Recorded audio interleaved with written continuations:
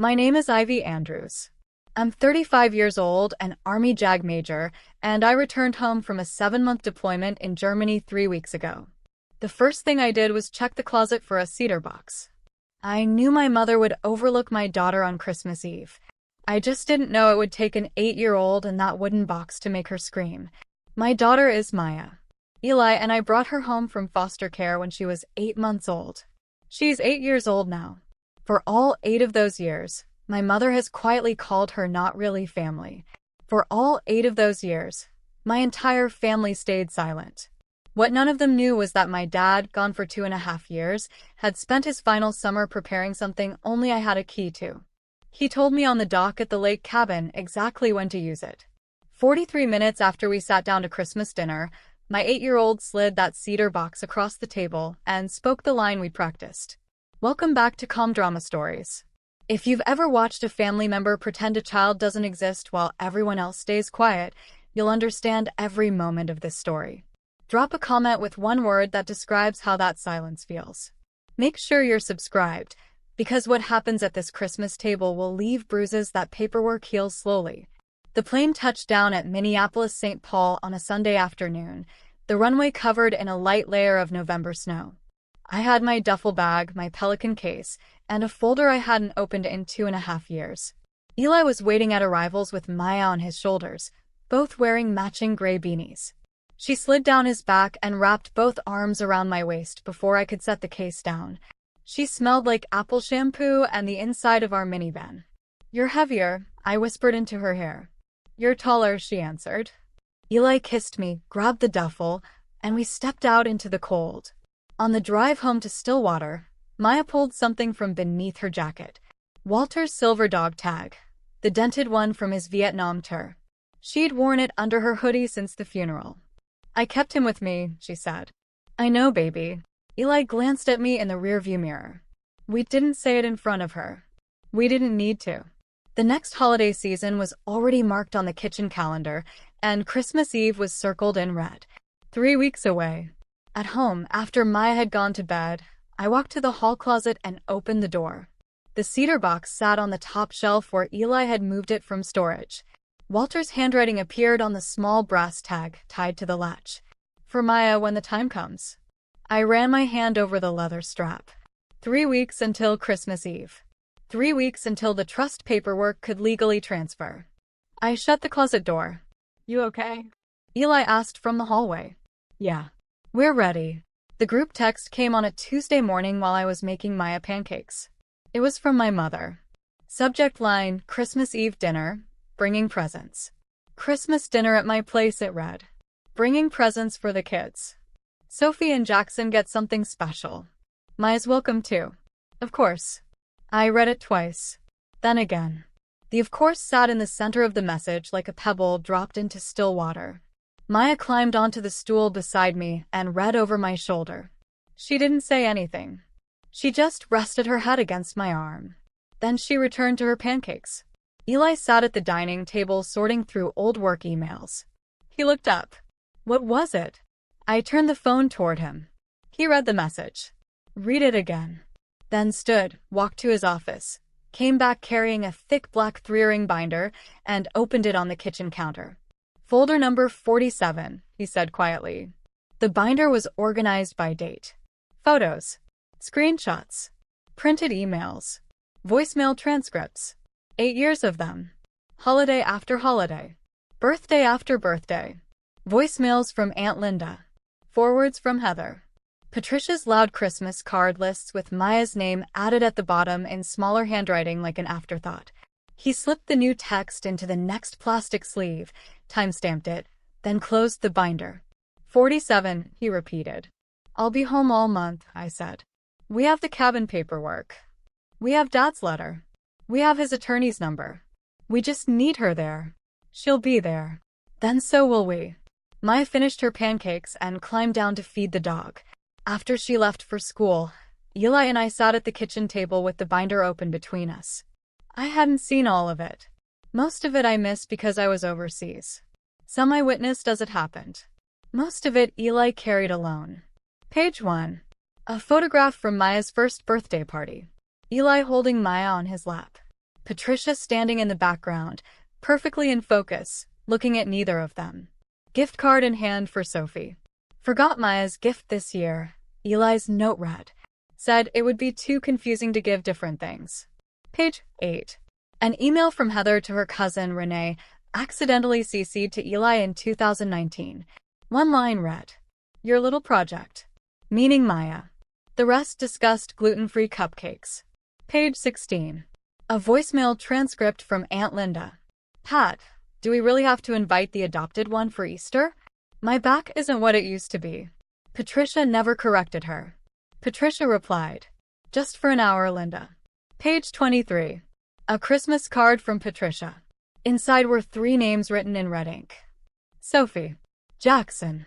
Ivy. No Maya. No Eli. The card was addressed to our beloved grandchildren. Page 41. A screenshot from last Christmas. Patricia handing Maya a single-use Starbucks gift card. $5.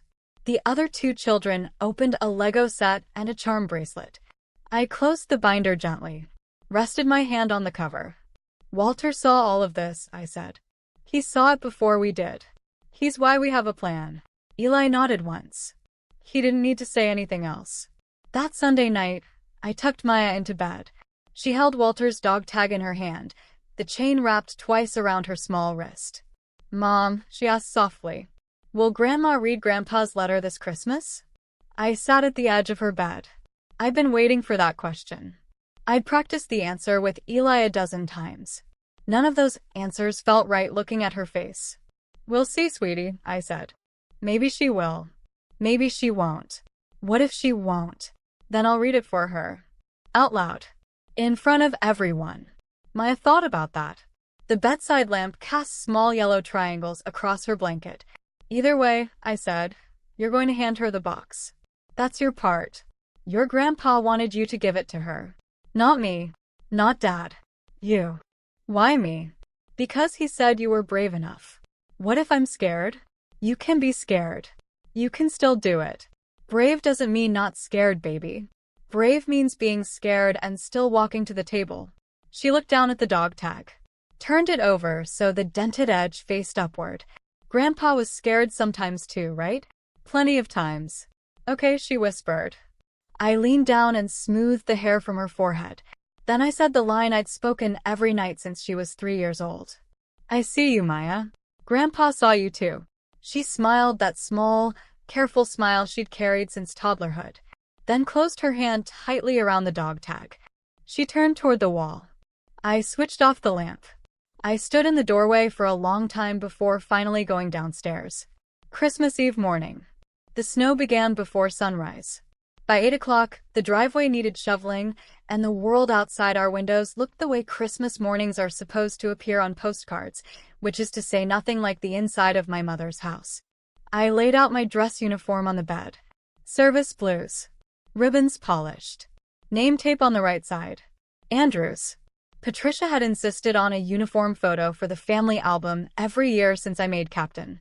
She had never displayed any of them. I stopped asking. I wore the uniform anyway because Walter liked it and because today, the uniform was going to matter. In the mirror, I tucked Walter's silver dog tag beneath the collar. The dented edge rested warm against my skin. I fastened the second button over it. Maya walked in wearing the red velvet dress Eli had bought her, white tights and small black Mary Janes. Her hair was in 2 French braids. She had Walter's old watch on her left wrist, purposely set to the wrong time because she preferred it that way. You look like a mom from a Christmas movie, she said. You look like you, I answered. Eli stood in the doorway in a suit and tie, wearing a quiet smile. Cedar box already in the car under Maya's seat. He nodded. He kissed Maya's forehead, then kissed mine. Drive in, he said. Eat dinner. Stay calm. Maya hands her the box when dessert's on the table. We leave when we leave. Copy that. Maya, who'd grown up around Army cadence, gave us both a small salute. Then she walked downstairs to put on her coat by herself. Stillwater in December looks like a town built specifically for Hallmark cards. Brick storefronts. White lights wrapped around lampposts. The river frozen along the edges. My mother's house sat on a side street 4 blocks up from Main. A two-story Victorian with a wraparound porch she had repainted 3 times since Walter died, each time a color Walter hated. The driveway was full when we arrived. Heather's SUV, David's pickup, Aunt Linda's old Buick with the rosaries still hanging from the mirror. The porch light was on. The wreath on the door was new. Fresh balsam. Gold ribbon.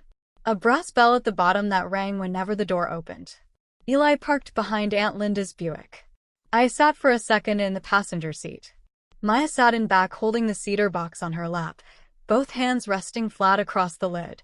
"We okay?" Eli asked. "We're okay." We stepped out. Maya carried the cedar box the way Walter taught her, like it was a covered dish. Eli held the door. The bell rang as we entered. Patricia met us in the foyer. She hugged Heather first, even though Heather had already been there for 2 hours. She kissed Sophie's hair. She patted Jackson on the head. Then she turned to me and gave a tight half smile, the kind that never reaches the eyes. "Ivy, you look thin." "Hi, Mom." She looked past Maya. Past her completely, as though Maya were a coat hanging on the wrong hook. She said. "You brought her." "Of course." Maya didn't flinch. She'd done this before. She set the cedar box beside her boots. "Come in. We're already on the cookies." The kitchen smelled like butter and clove and the Christmas pavlova my mother made every year because Aunt Linda complimented it once in 1996. Sophie and Jackson were already at the counter with cookies. Patricia had placed 3 small plates out with names on them. There wasn't one for Maya. Eli quietly pulled a 4th plate from the cabinet and placed it beside mine. He put 2 cookies on it, then nodded toward Maya. She climbed onto the stool between us.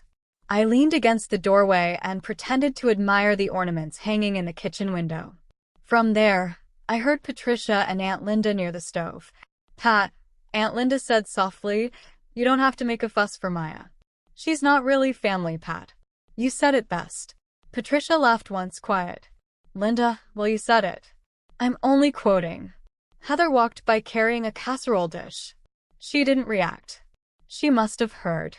The kitchen was the size of a hallway. Eli's jaw tightened. He didn't turn around. He didn't speak. He simply picked up the cookie plate and brought it back to Maya.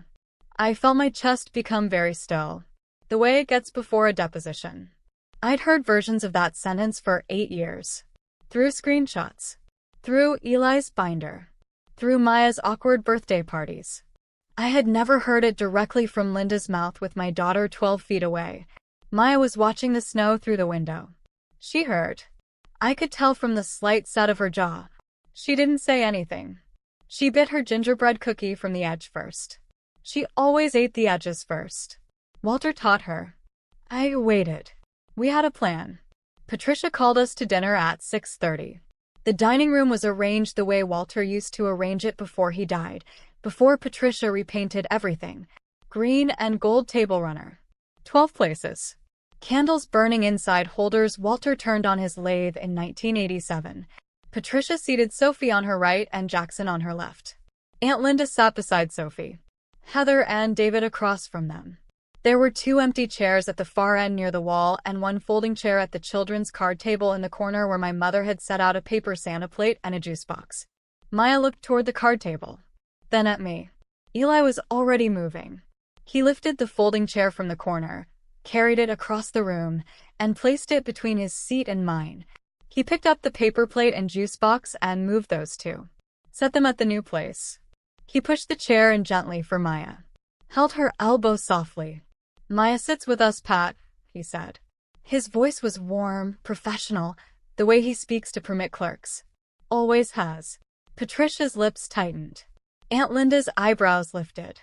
Heather stared down into her wine. Patricia opened her mouth. Then shut it. Then said brightly, "Of course.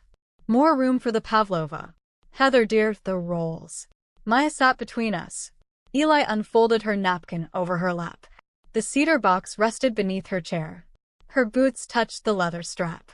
She didn't look up. She held her water glass with both hands. The candles burned steadily. The wood stove crackled softly. Dinner started. Dinner went the way it always did. Aunt Linda told the same story about the 1987 ice storm. David asked Eli questions about the playoffs. Heather asked me 3 polite questions about Germany. None about Maya. Patricia complimented her own brisket twice. Maya ate. She only spoke when spoken to. She drank her water in small sips. She kept one foot pressed against the cedar box beneath her chair the way I taught her, so she could feel it the whole time. After the dishes were cleared, but before dessert appeared, Patricia announced, "Time for presents." She had wrapped them herself in matching gold paper tied with red ribbon. There were 2 large gifts beneath the tree and 1 small flat one on the side table. She handed out the big ones first. She gave Sophie a flat rectangle weighing about 2 pounds. The unmistakable weight of a tablet. "For my smart girl," Patricia said. "Open it." Sophie tore through the wrapping. iPad Pro. The new one. Retail price, $1,200. Sophie made the sound 10-year-olds make when something impossible becomes real. She lifted it above her head. David clapped twice. Patricia handed Jackson a square box. "And for my little engineer." Jackson opened it. "Nintendo Switch OLED." He shouted. Sophie shouted. Heather laughed. Patricia walked back toward the side table. She picked up the small flat envelope and crossed over to where Maya sat between Eli and me.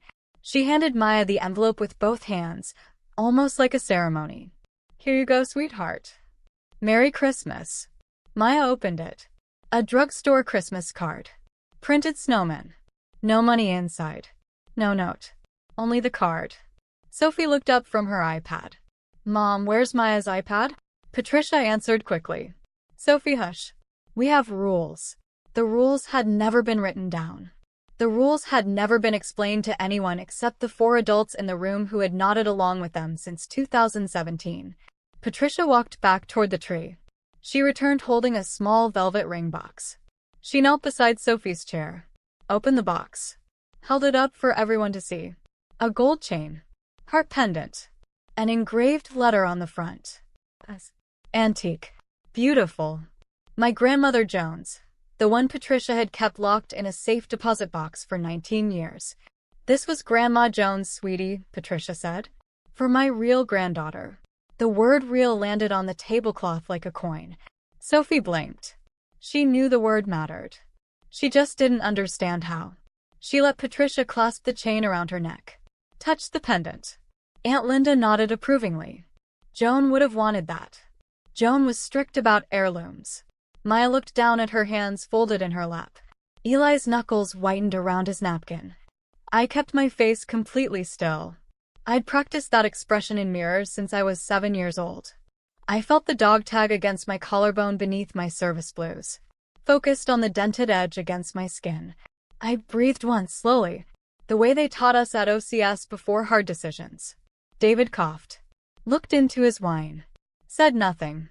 He almost never did. Patricia stood, satisfied, and returned to the tree. "One more," she announced. Maya spoke very quietly. "Mom, may I be excused to use the bathroom?" "Yes, baby," I said. "Come right back." She slid down from her chair. Left the cedar box beneath it. While Maya was gone, Patricia produced the last present. A small white envelope.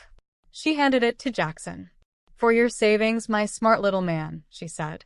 "From Grandma and Aunt Linda." Jackson opened it. 5 $100 bills. Crisp from the bank that morning. Whoa. He stared at the money. Then at his mother. Heather smiled wide. "Say thank you, Jack." "Thank you, Grandma." "Thank you, Aunt Linda." Aunt Linda laughed. "Don't spend it all on candy. He'll spend it on Pokemon," David said. It was the most David had spoken all evening. The wood stove popped. A log shifted. The room smelled like cedar smoke and burnt brown sugar drifting in from the kitchen. Heather poured herself another glass of wine. Patricia poured one too. Their glasses clinked once. "Blood comes first," Aunt Linda said. "To no one in particular. To everyone in particular. That's just how it is." Maya came back from the bathroom. Walked quietly. Climbed into her seat between Eli and me. Placed her hands in her lap. Looked at the cookies on her plate. Patricia did not hand her another envelope. Eli reached beneath the table and squeezed my knee once. "Steady. Long. Don't move yet. Don't react." Not yet. I didn't react. I lifted my water glass. Drank. Set it down. Cut a piece of brisket I wasn't going to eat. Moved it around my plate. Maya looked at me. Then at Eli. Then at the cedar box beneath her chair. Then at the dessert that hadn't arrived yet. Mom, she asked softly. Is it almost time? Soon, I answered. Sophie was still touching the gold pendant, turning the engraved S over with her thumb. Sophie was thoughtful. I had always liked Sophie. Sophie didn't know the rules either. That was part of why I liked her. Mom, Sophie said, Maya didn't get one. Why didn't Maya get one? Heather spoke immediately. Sophie, eat your pie. But she's our cousin. She's adopted. Sophie, eat your pie. The word adopted came out of Heather's mouth like a curse. Like a grease stain on a clean tablecloth. Like she was repeating a fact about a stranger. I watched Maya. Maya didn't look up. She stared at the candle in front of her. The flame leaned left. Then right. Then steadied. David coughed again. Drank from his beer. Didn't look at his wife. Patricia closed her eyes for one brief second. Just one. I noticed. Then she opened them again and raised her wine glass. Sophie didn't eat her pie. She set down her fork. That's not what cousins are, Sophie said. Heather replied sharply. Sophie, we are not having this conversation right now. What conversation? Sophie turned toward Maya. I'm sorry, Maya. Maya looked up. Gave that small, careful smile. It's okay, Sophie. It's not okay, Sophie whispered. She set it to her plate. The room became very quiet. I felt Eli's hand tighten once against my knee. Hold. We were close. Dessert was about to come out. 3 more minutes. I picked up my water glass again. Took another sip. Looked at my daughter. She was ready. While Heather corrected Sophie and Patricia pretended not to hear, my mind traveled where it always traveled during moments like these. Back to the dock at the lake cabin. Summer, 2023. The final summer my father was alive. Though none of us knew it then. Walter knew. Walter knew before any of us. It had been a Tuesday in late July. Eli and Maya were inside the cabin making blueberry pancakes. I sat on the dock with Dad. He wore his faded blue work shirt with the sleeves rolled above his elbows. His forearms were sunburned the way only carpenters' forearms become sunburned. He handed me a manila folder. Small label in his handwriting. Holland's Family Trust. Irrevocable. What's this, Dad? That's a private trust. I had George Wheeler draft it. He's an estate attorney out of Duluth. Your mother doesn't know him. He's mine. Dad, why? He looked out across the lake. Let his fishing line drift farther. Squinted toward the dock pylons. Ivy, I'm not going to see many more summers. My heart's failing. The doctor said congestive. I haven't told your mother. I'm not going to. She'd make it about herself. Dad. No. Listen. I see what your mother does to Maya. I have eyes. I have 8 years of eyes. The day you brought Maya home, your mother said in that kitchen, and I heard her, that Maya wasn't her real grandchild. I never forgot. I've never forgotten anything she said about that little girl. I held the folder in my lap. Didn't open it. The lake cabin is in the trust now. The beneficiary is Maya Rose Andrews. There's a separate account at Park State Bank. About $80,000 in savings bonds. Plus whatever comes from selling my shop tools. It vests when Maya turns 8. Dad. Ivy, listen. She is my granddaughter in every way that matters. I will not leave her empty-handed because of your mother. That is not happening. Not while I'm alive. And not after I'm gone. He handed me the second envelope. Cream-colored paper. His handwriting. Sealed with a wax stamp he had made himself in the workshop using melted candle wax and an old brass button. To be opened by Patricia in front of family. When Maya is ready. It read. I built the box yesterday. Cedar. It's in the workshop. Maya helped me sand the lid. She doesn't know what's inside.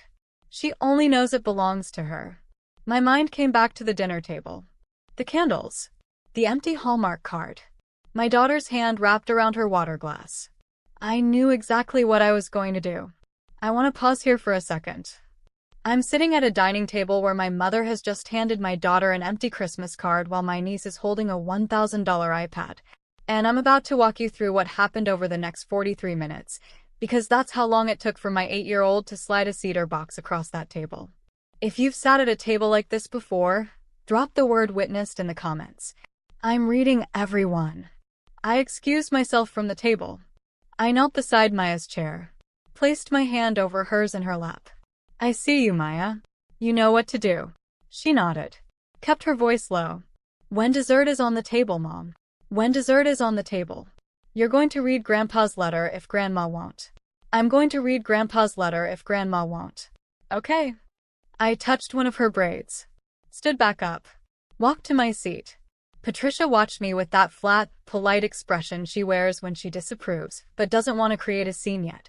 Everything okay, Ivy? Everything's fine, Mom. You spoil her, you know. All that traveling. That military life. She doesn't even sit still. I didn't answer. I lifted my water glass. Maya reached beneath her chair, rested her small hand on the leather strap of the cedar box. Left it there. She didn't lift the box, only held the strap, the way you hold a dog's leash before standing to walk it. The leather near the buckle was scuffed where Walter used to hook the box to his belt, carrying it from the workshop to the porch. Maya knew that scuff. She'd sat on his lap in the workshop the day he sanded the lid. Asked him what was inside. He'd answered, "Something you can hand your grandma someday, sweetheart." She asked, "What if I don't want to?" He smiled. "Then you don't have to. But it's yours when you do." Heather brought the apple pie from the kitchen on a glass cake stand. Set it in the center of the table beside 2 pie servers and a small jug of cream. Aunt Linda cut the first slice for Patricia. Patricia waved her off and stood, tapped her wine glass with a butter knife. The room quieted. "I just want to say something," Patricia said, "before we get into pie." She looked around the table, smiled at Sophie, smiled at Jackson, smiled vaguely beyond Maya. "Family is everything," she said. Walter, bless his soul, used to say it constantly. Family is blood. That's what he believed. Sophie, Jackson, you're my heart. You always will be. And we don't do half measures in this family. We give what we can. We give to the children we have. David shifted in his chair, looked at his plate. Heather's eyes were slightly too bright from the wine. I rested my hand over Maya's. She let me. Eli silently reached for his phone, opened the voice memo app, pressed record, then placed the phone face down between us. Microphone pointed toward Patricia. He told me beforehand he was going to do this. I told him to. Walter always said family was blood, Patricia repeated. I think about that often, especially every Christmas. She raised her glass. To the kids. Heather raised hers. Aunt Linda raised hers. David raised his. I didn't raise mine.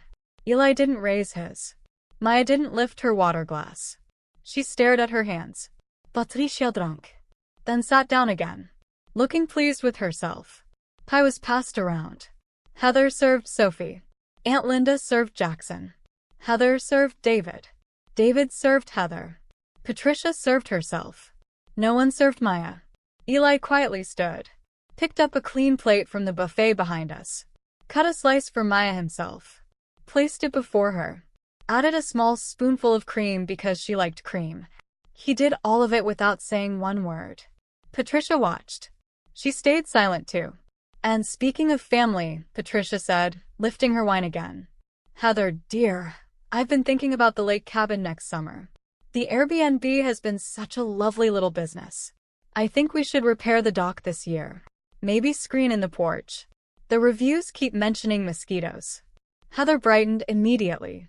Oh, Mom, that's a great idea. We could do it Memorial Day weekend. Maybe, Patricia replied. We made around 4,000 last August. Imagine what a screened porch would add. Eli's hand beneath the table found my knee again. Squeezed. Didn't look at me.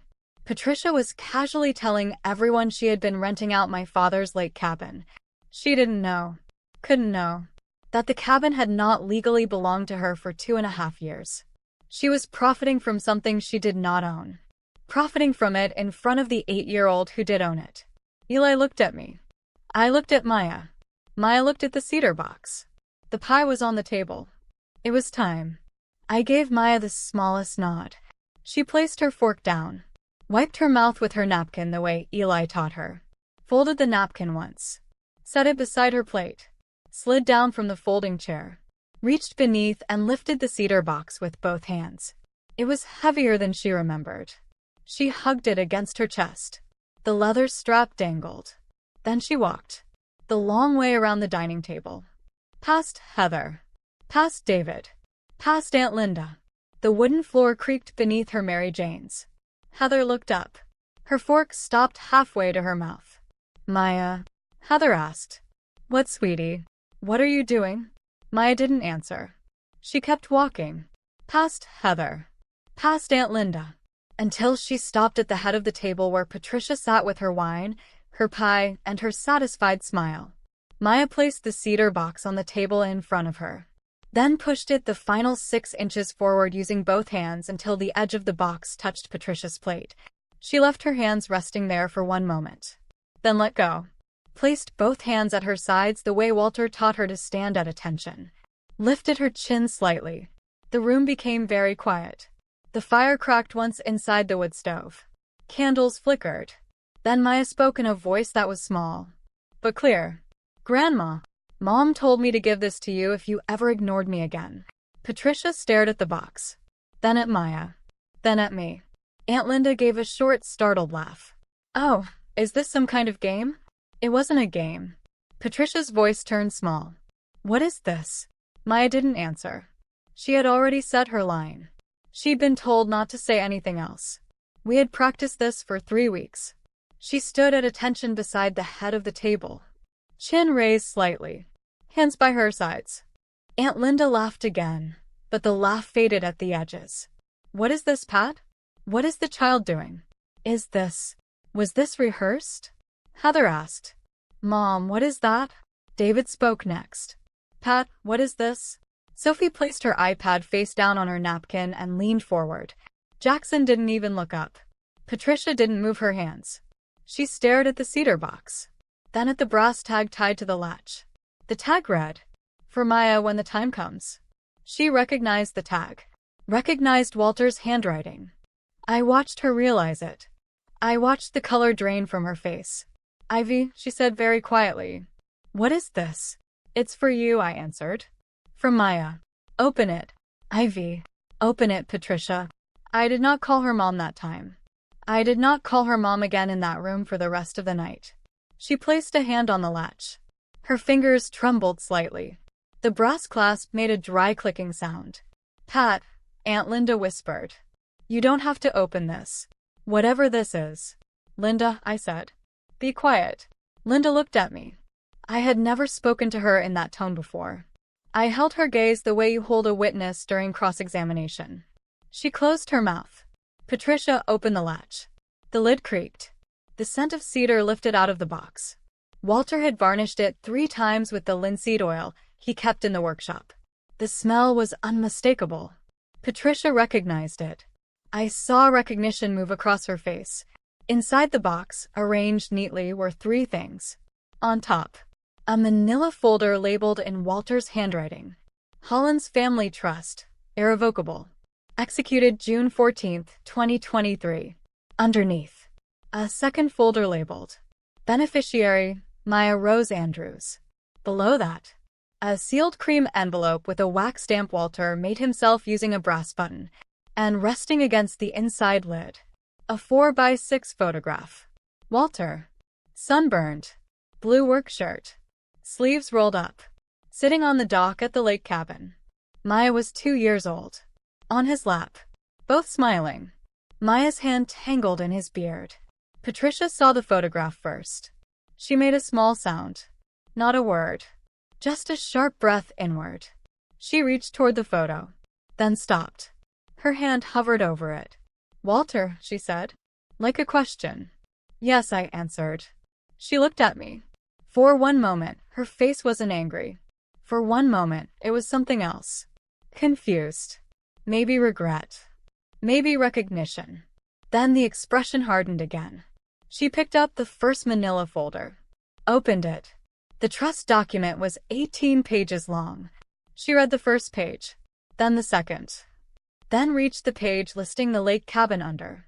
Trust property. She inhaled sharply. Didn't exhale. This isn't real, Patricia whispered. It's real. This isn't legal. It's legal. This is Ivy. This is some kind of joke. Walter would never. He did. Mom, look at the signature. She looked. Page 18. Walter's signature. George Whelan's notarization stamp. The date. Witness signatures. Whelan's paralegal. Walter's old shop foreman. Everything notarized. Everything legal. She covered her mouth. He didn't tell me. No. He didn't. She turned another page. Saw the deed transfer. Lake Cabin, 360 acres, Pine County. Transferred into the Hollins Family Trust on June 14, 2023. Beneficiary, Maya Rose Andrews. Trustee until age 25, Ivy Andrews. She turned again. Trust accounting.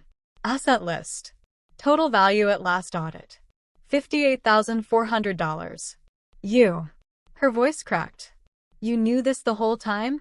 Yes. You knew while I was renting the cabin? Yes, Patricia. You knew while I knew on the dock the summer he handed me the folder.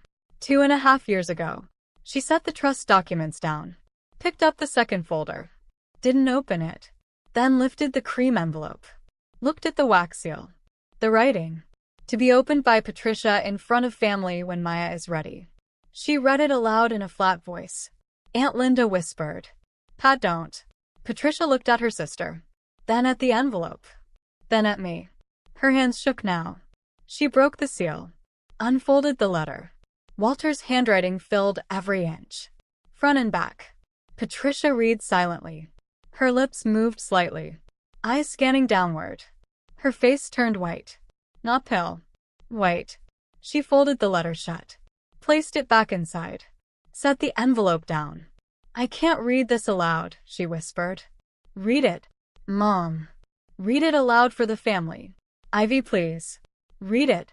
He wrote it for you to read. Patricia was crying now. Not dramatic crying. Not funeral crying. Quiet. Thin. Ashamed. She covered her eyes. I stood. Walked around the table. Stopped beside her chair. Took the envelope gently from her hand. Didn't look at her face. I unfolded my father's letter. Saw his handwriting. The looped Y. The narrow T. The slant. I had never read this letter before. He told me what it contained. He never let me read it. I used my JAG officer voice. Even. Measured. The same voice I used reading court memorandums. Patricia, I began. I am writing this in July of 2023, the summer I learned my heart is failing. I have known for 40 years that you measure people using the wrong yardstick. You measure them by blood. By names. By whether they obeyed your mother in 1968. You do not measure them by what they do. Who they love. How they show up. I have forgiven many things in 40 years of marriage. I forgave the way you treated our daughter Ivy when she enlisted. I forgave how you treated your sister Linda's first husband. I forgave how you treated my mother. I paused. The room was completely silent. Then I continued. I cannot forgive you for our granddaughter Maya. I kept my voice steady. I had read worse things aloud in worse rooms. From the day Ivy and Eli carried her into our house, you decided she was not yours. I watched you decide. I watched you decide in our kitchen with your back turned when you thought I couldn't hear. You said, she's not really family. I never forgot. I have never forgotten anything you said about that little girl. Aunt Linda covered her mouth. You skipped her first birthday. You skipped her christening. You sent Sophia a savings bond and Maya a coloring book. You told my sister-in-law Doreen at a barbecue in 2019 that you were tolerating her. I heard you. I was on the other side of the fence with the dogs. David slowly lowered his beer. I continued reading. I am writing this because I do not believe you are going to change. I spent 2 years hoping. I spent 2 years showing you photographs of her on my phone. Hoping. I do not believe my hope will outlive me. So I have done what I should have done in 2017. I placed the lake cabin into a trust for Maya. I placed my retirement bonds into the trust for Maya. I placed the proceeds from my workshop tools into the trust for Maya. The trust is irrevocable. It cannot be undone. You cannot challenge it in court. George Whelan made sure of that. I turned the page. Then read the final line slowly. She is my granddaughter. In every sense that matters. I let the words remain in the air. If you are reading this, Patricia, the letter continued, then you have failed Maya again. You have ignored her on a day that matters. So now she has a home you cannot take from her. And it is not the home you plan to monetize. Sign the audit paperwork. Repay the trust what is owed. And finally, look at the child you have refused to see. Walter. I folded the letter. Set it carefully on the table beside the cedar box. Stop here with me for a moment. What you just heard, this was my father's voice, 2.5 years after his burial. I am an Army JAG officer. I have stood in front of courts-martial, and I have never had a harder moment than reading that letter in my mother's dining room on Christmas. If you've ever wished someone you lost could still say the right thing, leave a heart in the comments. Subscribe. The next 8 minutes were 5 years in the making. Patricia didn't speak for a long time. Her hand stayed pressed over her eyes. Aunt Linda was the first to break the silence. Pat, honey, he didn't mean. He meant every word, I said quietly.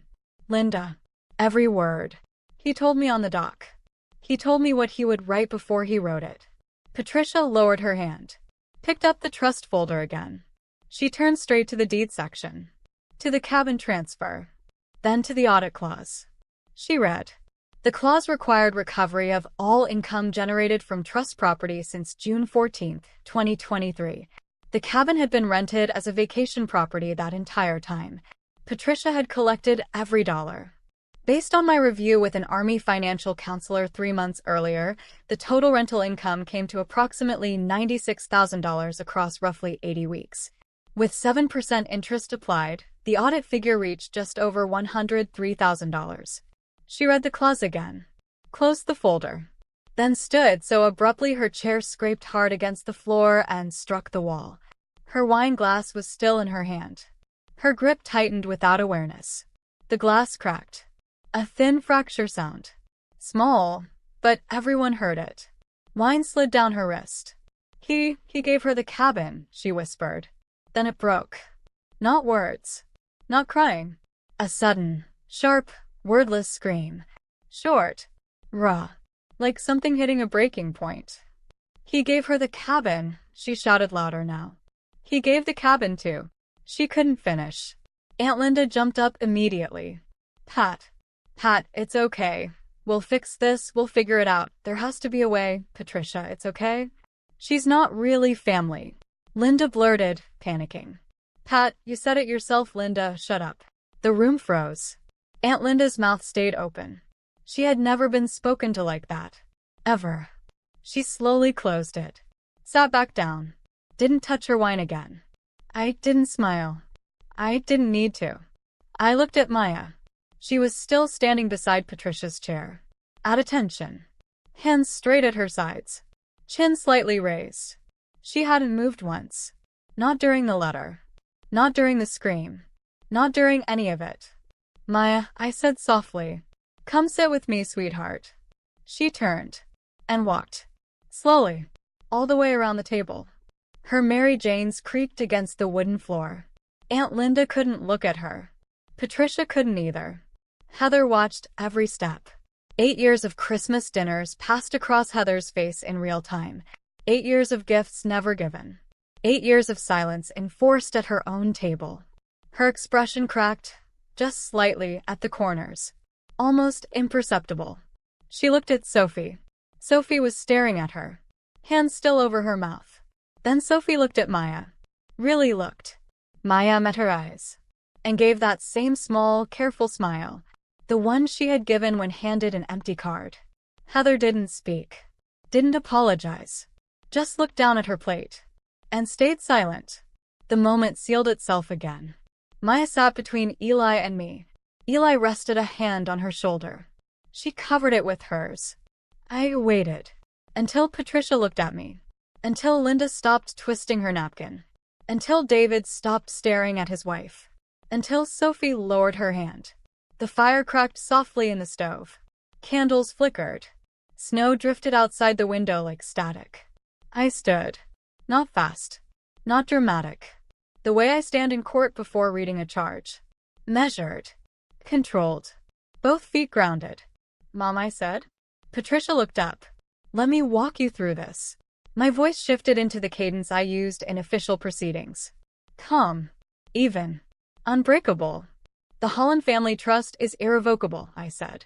It was executed June 14, 2023 by our father with attorney George Whelan of Whelan & Sons, Duluth, Minnesota. It was properly witnessed and notarized by Mr. Whelan's paralegal and Russell Pratt, who served as Dad's shop foreman for 14 years. Patricia's mouth opened. I didn't stop. Mom. I'm not finished. Listen. She closed it again. The sole beneficiary of the trust is Maya Rose Andrews. I am trustee until Maya turns 25. The trust includes the lake cabin, Pine County parcel 4117-008-000006, approximately 360 acres on Big Pine Lake. $80,000 in U.S. Treasury savings bonds originally belonging to Dad, and proceeds from the sale of his workshop tools, held in a Park State Bank trust account. I paused just long enough for it to land. The cabin transferred into trust ownership on October 22, 2023. From that date forward, you did not own it. You had no legal right to rent it, and no legal right to retain any income from it. Patricia made a small broken sound. I continued. Section 7 of the trust includes an audit clause requiring recovery of all income generated from trust assets, plus 7% interest per annum. Based on financial review, rental income totals approximately $96,000 over 80 weeks. With interest, the audit total exceeds $103,000. The audit will be conducted by Whelan & Sons beginning January 7th. You will receive formal notice by certified mail next week. I let the silence settle. The room was completely still. Aunt Linda pressed her napkin against her face. I am not asking for the money back, Mom, I said. The trust is asking. I'm only the messenger. Patricia stood again. She was no longer pale. She was flushed now. Shaking. Her fingers shot toward me. Then toward Maya. Then back to me. You knew, she said. You knew the whole time. You let me rent it out. You watched me for years. You watched your own mother. I watched, I said evenly. You let me steal, she snapped. You let me steal from a child. No, I said. I let you choose. Every month, I let you choose. Every Christmas, I let you choose. Her voice rose. What is that supposed to mean? It means you had 2.5 years to be Dad's wife, I said. To be the woman he believed he married. You kept choosing not to. You kept choosing rental income over his granddaughter. He would never, she started. He did, Mom. He told me on the dock. He gave me the key to George Whelan's office. He gave me the brass tag for the box. He told me exactly when to use it. Patricia pressed both palms flat on the table and leaned into them. Her breathing was uneven. You let your own mother. I let my mother be my mother, I said. Until she stopped being one to my daughter. Then I let her be exactly what she chose to be. This is Ivy, Aunt Linda said sharply. This is cruel. This is January 7th, I replied. This is paperwork. This is what Dad asked me to do. That was when it happened again. A second sound bigger this time. Not anger. Grief. A raw, breaking scream trapped in her throat. Patricia covered her face with both hands. Maya watched her. Not afraid. Just still. Her expression wasn't satisfaction. It wasn't forgiveness either. It was something quieter. The beginning of understanding. I walked to Maya. Kneeled beside her chair. Smoothed her braid. The dog tag under my uniform shifted against my collarbone. I see you, Maya, I said softly. She looked at me. Eyes steady. Grandpa saw me too, she whispered. Yes, baby, I said. He did. I stood. Eli was already moving. He took Maya's coat. Helped her into it. Buttoned it carefully at the neck. He lifted the cedar box. Held it close under his arm. Then folded Walter's letter once and slid it into his jacket pocket. I turned back to the table. Patricia. She didn't look up.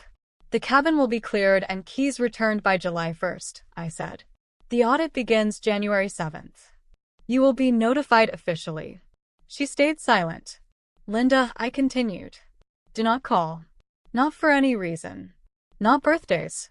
Not holidays. Not ever. Aunt Linda nodded into her napkin. Heather. Heather looked up, eyes glassy. When Sophie is older, I said, she may write to Maya. That will be her choice. Until then, no contact. Heather nodded once. Sophie was crying quietly now. Jackson had finally lowered his device. David didn't argue. He just nodded once, understanding, resigned. I picked up my coat, took Maya's hand.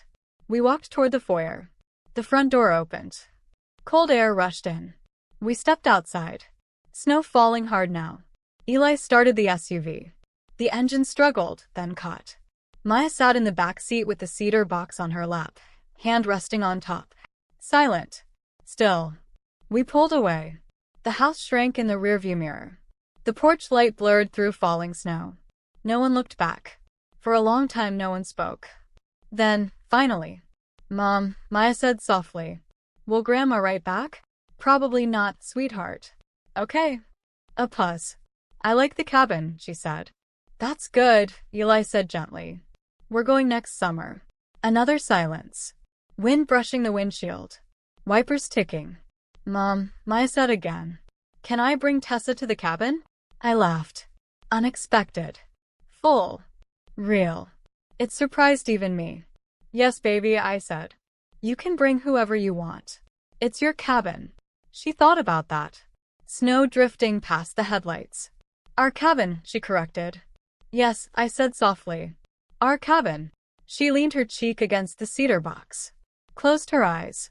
By the time we reached the highway, she was asleep, hands still resting on the lid. Eli reached over, took my hand. We didn't speak for the rest of the drive. March came in heavy that year. 2 snowstorms within weeks. The audit settled mid-month. Patricia paid $13,200 into the trust. Wire transfer confirmed Tuesday at 11:03 a.m. Attorney George Whelan called me himself from Duluth. He sounded exhausted. I thanked him. Patricia did not attend Maya's spring concert. I didn't invite her. Maya sang alto and I See the Moon. Eli took her for pancakes afterward. I watched the recording 3 times on the plane back to Fort McCoy. Heather emailed once in February. No subject line. 1 sentence. I'm sorry I didn't see her sooner. I didn't reply. Aunt Linda disappeared quietly from the family group chat. Started a new one. Just her and Patricia. David texted me in April. He and Heather had started therapy. He thanked me. I told him to thank Maya. Sophie sent an Easter card. Pink paper. 2 girls holding hands. Inside, I miss you. Mom says I can write you when I want. Love, Sophie. Maya wrote back. Short. Kind. Signed with a small heart. The cedar box sits on our mantel now. The wood darker with age. Walter's silver dog tag rests on top, chain coiled, dent facing up. Maya is 9 now. The cabin opens in May. She's invited Tessa, Sophie, and her friend Andre. Eli is already sanding the dock on weekends. I was promoted to lieutenant colonel last month. Next assignment, the Pentagon. We'll keep the house in Stillwater. Maya wants it that way. I learned something from my father after he was gone. Something I might never have learned otherwise. Family isn't blood. It's the chair you keep setting at the table, even when others pretend it isn't there. That's my story. A cedar box. A father who saw clearly. And an 8-year-old who knew exactly what to do. If this reminded you to set the chair, set it tonight. And if someone needs this story, share it.